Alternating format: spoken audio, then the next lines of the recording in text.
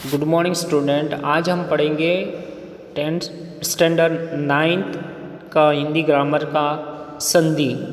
ठीक है, जिसमें मैं आपको बताऊंगा संधि की परिभाषा, संधि का मीनिंग क्या होता है, फिर संधि विच्छेद कैसे करते हैं उसके उदाहरण समझेंगे, फिर जो संधि कितने प्रकार की होती है उसके बारे में हम डिस्कशन करेंगे। ठीक है दोस्तों, ये 10th स्टैंडर्ड में 2 मार्क्स का पूछा जाता है और बहुत ही इम्पोर्टेंट है और बिल्कुल सरल है। इसमें कुछ भी नहीं है। आपको शब्द दिया जाता है, या तो आपको संधि विच्छेद करने का पूछा जाता है या संधि विच्छेद करके जो शब्द दिया जाता है उसका निर्माण करता है। ये बोर्ड में ऐसे क्वेश्चन पूछे जाते हैं। ठीक है, तो समय जाया न करते हुए हम अपने टॉपिक पे आते हैं। अपन पढ़ते हैं संधि।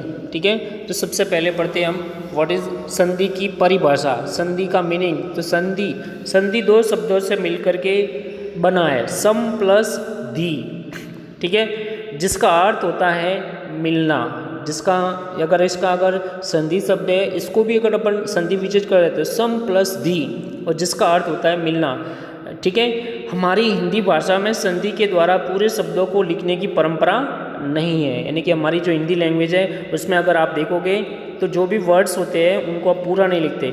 लेकिन संस्कृत में संधि के बिना कोई काम नहीं चलता। लेकिन जो संस्कृत लिटरेचर है उसमें अगर आप देखोगे तो बिना संधि के कोई भी काम नहीं हो सकता। संस्कृत की व्याकरण की परंपरा बहुत पुरानी है, और जो संस्कृत लिटरेचर है उसकी आपको देखोगे तो ग्रामर है उसकी जो ट्रेडिशनल है वो बहुत ओल्ड है, बहुत पुरानी है। इसलिए तो संस्कृत को जितनी भी लैंग्वेज है उन सबकी जननी कहा जाता है। संस्कृत भाषा को अच्छी तरह जानने के लिए व्याकरण को पढ़ना जरूरी है। अगर आपको संस्कृत भाषा को अच्छी तरह से समझना है तो उसके लिए जरूरी है कि उसकी जो व्याकरण है, उसकी जो ग्रामर है उसको आपको पढ़ना जरूरी है। शब्द रचना में भी संधियाँ काम करती है। जो भी शब्द हम बनाते हैं या उसकी रचना करते हैं तो उसमें भी संधि का बहुत बड़ा रोल है। अब आगे हम पढ़ते हैं जिसमें ये संधि की परिभाषा पूरी तरह से आपको पता चल जाएगी।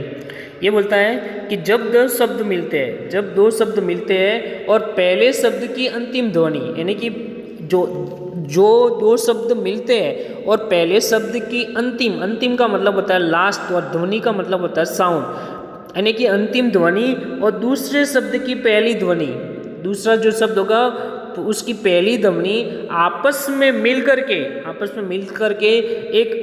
मिलती है, उसको अपन क्या कहते हैं, संधि कहते हैं। अर्थात मतलब कोई भी जब 2 शब्द मिलते हैं तो पहले शब्द की अंतिम ध्वनि मतलब लास्ट ध्वनि और दूसरा शब्द है उसकी पहली ध्वनि, दोनों को आपस में मिलाते हैं और मिलाने के बाद में जो परिवर्तन होता है, जो चेंजेस आते हैं उसको हम संधि कहते हैं। अर्थात संधि किए गए शब्दों को अलग अलग करके पहले की तरह करना ही संधि विच्छेद कहलाता है। मतलब संधि किए गए जो शब्द है उनको अलग अलग करके पहले की तरह करना ही संधि विच्छेद कहलाता है। अर्थात जब 2 शब्द आपस में मिलकर कोई तीसरा शब्द बनती है तब जो परिवर्तन होता है उसे संधि कहते हैं। यानी कि 2 शब्द होते हैं जो आपस में मिलते हैं और उन दोनों के मिलने से एक तीसरा शब्द बनता है, या उन दोनों में जो परिवर्तन होता है उसको हम संधि कहते हैं। यहाँ पे हम एग्जाम्पल देखते हैं, उदाहरण देखते हैं कि अपने पास एक शब्द है हिमालय, तो अब इसकी संधि विच्छेद करते हैं हिम प्लस आलय। देखिए म में क्या छिपा हुआ है, अ, और पीछे ऑलरेडी आ आया हुआ है, तो अ प्लस आ इज इक्वल आ। अब इन दोनों को मिलाते हैं तो हिमालय शब्द बना। इसी तरह दूसरा है सदानंद, तो सत प्लस आनंद। अब देखिए त में क्या छिपा हुआ है, अ, और पीछे ऑलरेडी आ आया हुआ है, दोनों को प्लस करेंगे या दोनों को मिलाएंगे तो क्या हो जाएगा, सदानंद हो जाएगा। ठीक है, इसी तरह ये एग्जाम्पल नंबर देखते हैं, बहुत सारे एग्जाम्पल हैं। ठीक है,